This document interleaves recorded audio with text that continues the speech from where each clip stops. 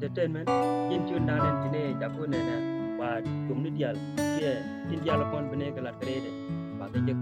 krede to jen no man do dien man ko la ben ka video ke je ke men joy kon video ke je ga men ma ke je o ti ke rit kum ga goro de la ti ke rit kum ne ke ngwan ti tu jenang ro ti jago ti go ti ke tu na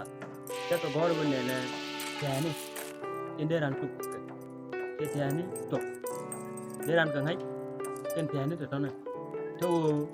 chu charu da kwal karam do dien to ngagro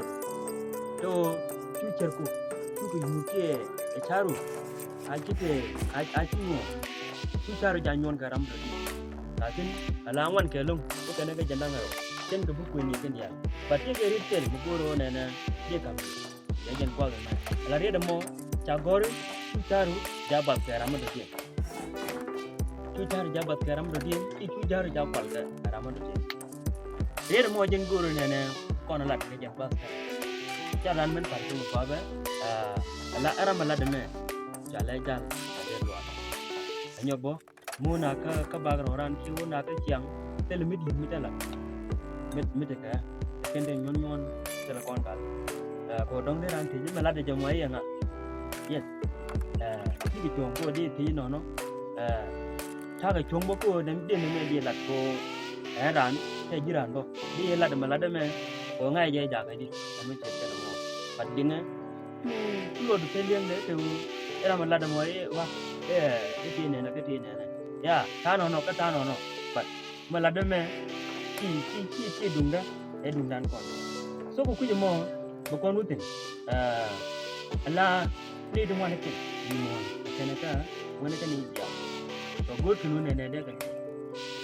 but ti ke ta ke ni ke na to ya mo je ne ta gor bandan ne na tu charu jabat karam ala wi mon ko na de kon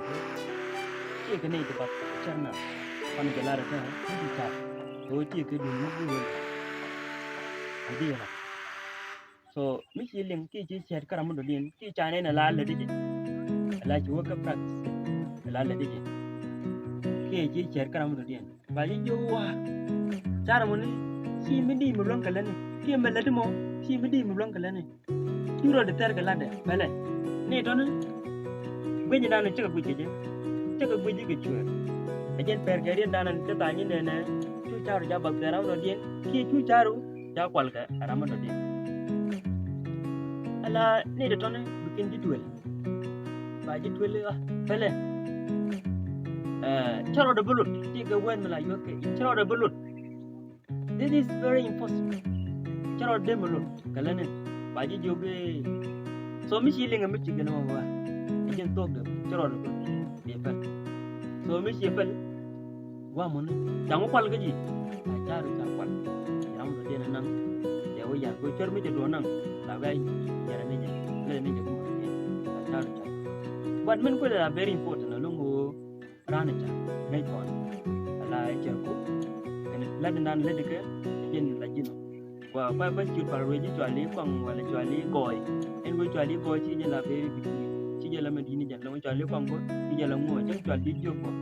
de tel me mat jo ke chi ke charo ban men danan o mi charo mi chi bak mi ja bak karam do ni je la very important ti ga mukule le bai ko ni bin ko na bak charna to de ko nan ti ku ke le la ngan so ne ji da kan ni de to tenga tana ti chi mo de ka la ji chin dun bai mo do den te wat ko den mar ga ji gariem te kan den mo do den te mel du mela yena jal kel tete e nyok tram no gi lung tete ala ke ni ji da kan ni to ke ni de kon den bak na ala chwer to ti de bak charna to len ken ngwa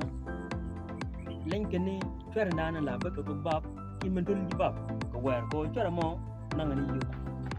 but kena ko yu kena na ngudi nyaw jek bi ko ko ken bi nyaw jek so len garam ci yu ci ko lo ji jeb do ko ji len garam mi ci ko ko ken ti ci ka kan duwal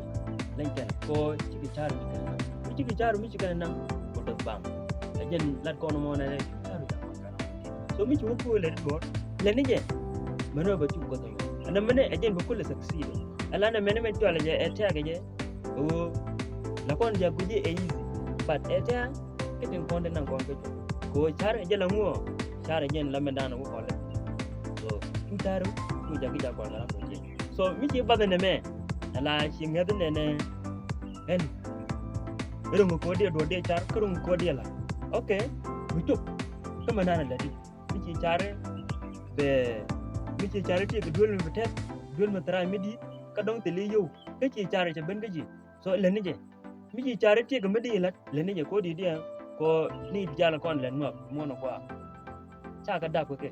ti ken be ke char ke ni je ci ga mane ran do char ban men ci ni dungwan men ci kan ko let ken dungwan ge je o la che ken la ga kwal ke ni de ko ke je na gware je cha ina nen deran de to ke so jen ti mi ci ken mo nan ko kon le ngi no so chu charu chu ja kwal karam na ke so mi ci no gen mi ci ken me mo share di subscribe ko ti ga tumu dungwan de be ko be ne kala ke den je la ri ni ni ju ken jan dang ro ba kala ko be kon ko le link ko ge jan ko ana